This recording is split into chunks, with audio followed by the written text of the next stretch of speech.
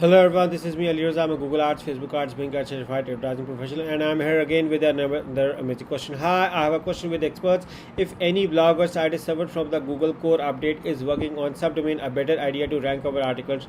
So for those who wants to know that, is it a better strategy to work on subdomain? For those people who don't know what is subdomain, if for instance your domain is, for here my domain is aliraza.co, but you can also create subdomains that your name.aliraza.co. For instance, if I create a new article and I want to rank on, for instance, I want to rank on SEO tips, I'm going to create this one. Okay, what happens is when you create a page like this, aliraza.co/SEO tips, okay, this is a part of this website. Okay, but when you create a subdomain, this is called a subdomain. It's a completely new brand identity to Google, and Google does not link with it.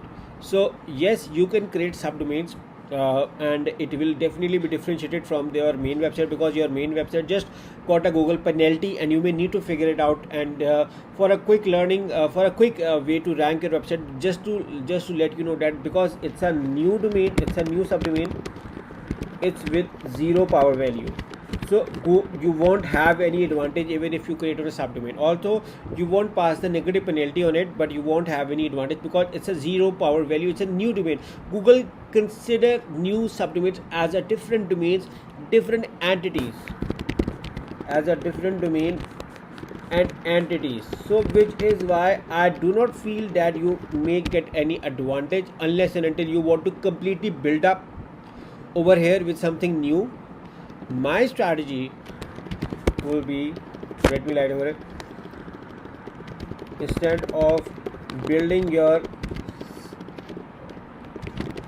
subdomain as a new brand identity, my strategy here will be to rather work out and get your Google penalty removed. Okay, for those who don't know, I created a video on technical SEO audit, and you can also find in the playlist of my YouTube channel on how I did it. But you can just simply follow that, and rather it's a best idea to get your website out from the Google core update, because you invested so much money in your website with brand name, hosting, resources. So why starting from zero and scratch and with a new subdomain, but rather get it sorted.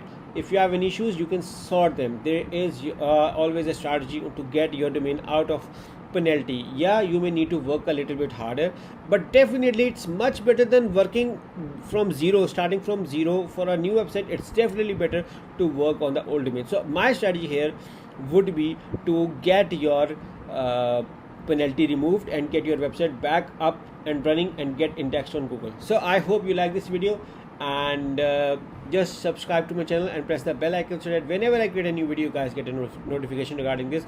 And in case you have any questions, you are more than welcome to write in the comments of this video. Thank you for watching, and bye bye.